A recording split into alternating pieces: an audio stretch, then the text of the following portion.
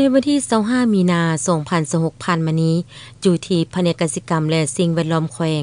ได้มีกองประชุมสมเทียบราคาโครงการก่อสร้างซ่อมแปลงชลประทานบ้านท่าแว้งเมืองคำเกิดและโครงการก่อสร้างซ่อมแปลงเส้นทางซอยบ้านผลงามเมืองไซจำพรแขวงโบริคำไซขึ้นอยู่ที่ห้องประชุมแขนงป่าไม้ภายใต้การเป็นประธานของทานพันลอนแก้ววิเศษห้องหัวหน้าแผนกกสิกรรมและสิ่งแวดล้อมแขวงมีพนักงานภายในแขนงป่าไม้แขวงต่างหน้าห้องการกสิกรรมและป่าไม้เมืองคำเกิดและเมืองไซจำพรเข้าร่วม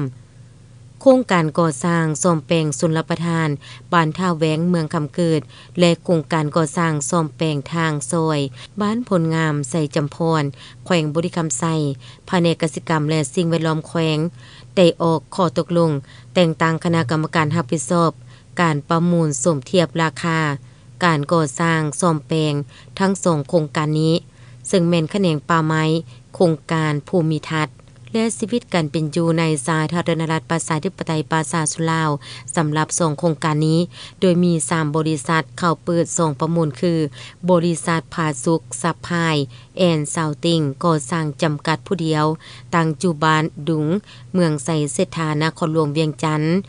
บริษัทดานนนเจริญก่อสร้างจำกัดผู้เดียวตั้งอยู่บ้านห้วยคูนเมืองบริคันแขวงบริคำไซ